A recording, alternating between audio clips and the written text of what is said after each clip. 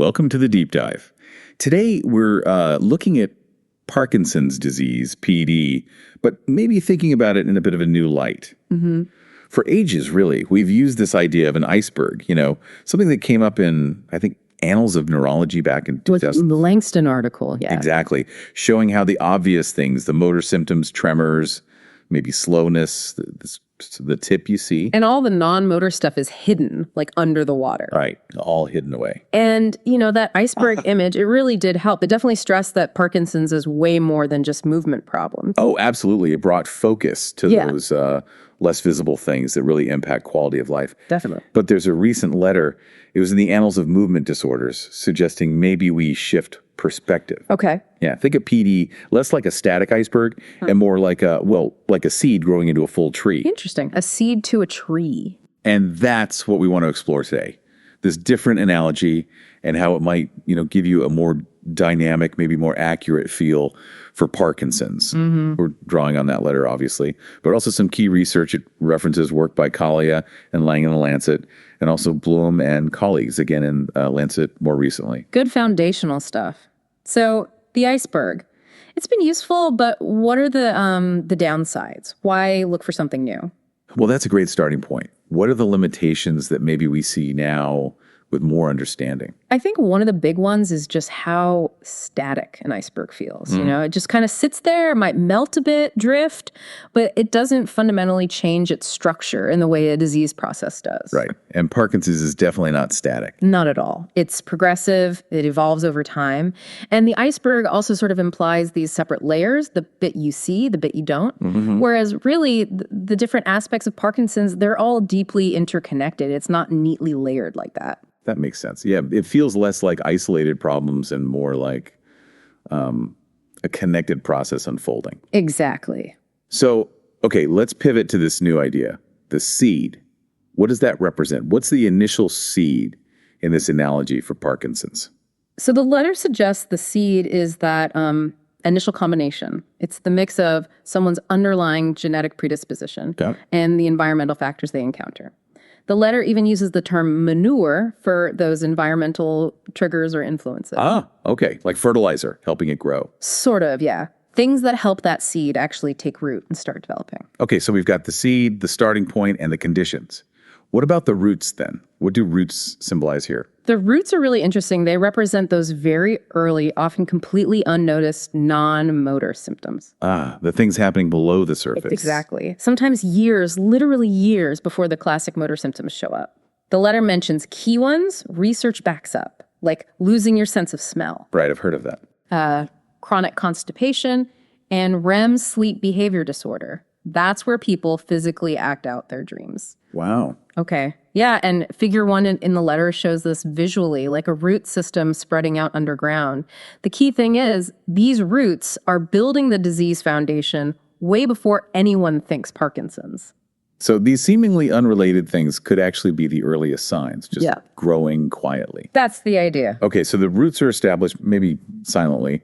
How does the tree itself start to emerge? How do we get from those roots to the visible parts? Well, as those roots strengthen and the underlying disease process continues, eventually the plant breaks through the ground, so to speak. Okay. And that emergence is the start of the motor symptoms we typically think of with Parkinson's. The classic signs. Yeah. The letter points to the main ones: tremor, that slowness of movement, bradykinesia, and changes in walking or balance.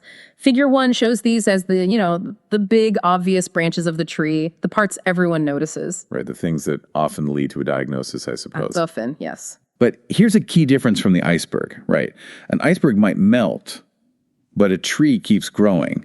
How does that continuous growth map onto PD? This is really crucial to the analogy. The tree emphasizes that Parkinson's doesn't just appear and stay the same, it keeps developing. Mm-hmm. Both the roots, those non-motor issues, and the visible tree, the motor symptoms, they continue to expand and evolve over the course of the illness. So it's not just static. Not at all. And what's really fascinating is the interconnectedness here. As the disease progresses, the non-motor and motor symptoms influence each other. How so? Can you give an example? Sure. Like, Worsening gait problems, the motor symptom, might lead to anxiety about falling, which is non-motor, or poor sleep, another non-motor issue, or vice versa. Maybe depression, a non-motor symptom, could worsen fatigue and make movement feel harder. Wow. Okay. So it's a constant feedback loop, almost. It's a much more dynamic, interactive process than the iceberg suggests. It's not just more symptoms appearing, they're interacting as the whole thing unfolds. That really changes how you might think about managing it, I imagine. Now, the letter also talks about looking closer at the tree, seeing smaller details. What does that represent? Yeah, so if you zoom in on the tree in figure 1, you see things like grass and leaves. Okay. In the context of PD, these stand for the more subtle motor signs. Things like maybe handwriting getting really small, that's called micrographia. Or perhaps a decrease in facial expressions, a kind of masked face or hypomemia. Right. Less obvious than a tremor, maybe? Exactly. Less obvious than the main branches, but still definitely part of the overall picture, part of the disease's manifestation. It shows the nuance. It adds layers of detail to the main structure. And what about the symmetry of the tree? What insight does that offer? Well, the idea of the tree as a whole, with branches potentially growing out in different directions, illustrates that symptoms can emerge from, well, various sides. Yeah. Meaning it highlights just how diverse and multifaceted Parkinson's really is. It's not one size fits all. The disease affects different people very individually. Different combinations of symptoms, different severity, affecting motor and non-motor aspects uniquely. Every person's tree might look a bit different. That's a really powerful visual, actually. So bringing this back to you listening, why does this shift matter? Why go from iceberg to tree? Yeah. Why is this important for understanding Parkinson's better? Well, I think it matters because it gives us a much more accurate and dynamic framework. It moves away from thinking about hidden versus visible separate symptoms, Right. and really emphasizes the ongoing interconnected nature of PD right from those very early, often invisible root stages. So seeing that development, seed to roots to tree, helps connect the dots. Exactly. You can see how those early roots are actually laying the groundwork for the later branches, the motor symptoms everyone recognizes. It gives you a more holistic view. Which seems incredibly important, whether you're, learning about this for yourself, or maybe you're a caregiver, or even a healthcare professional. Absolutely. It encourages a broader perspective.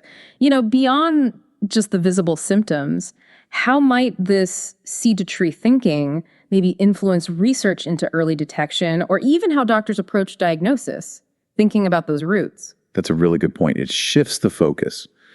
Okay, so let's try and sum this up. The main takeaway seems to be that this seed to tree analogy offers a much more dynamic, more connected way to grasp Parkinson's disease compared to the old iceberg model. Yeah, I think that's fair. It underscores that PD isn't just about the obvious motor stuff. Right. It's complex, it evolves, and those early hidden changes, the roots are fundamentally linked to what comes later. Precisely. It encourages thinking about it as a continuous process, growth and interaction, not just isolated symptoms popping up. Okay.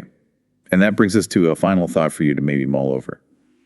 If this analogy shift is so helpful for Parkinson's, what might be the seeds and the early roots we're perhaps missing or misunderstanding in other conditions? Thinking about, say, Alzheimer's or other neurodegenerative diseases. That's a fascinating question. Yeah. What other icebergs in how we understand health, or maybe even other complex areas, are just waiting for their tree moment? Something to think about. Definitely food for thought. Thanks for joining us for this deep dive.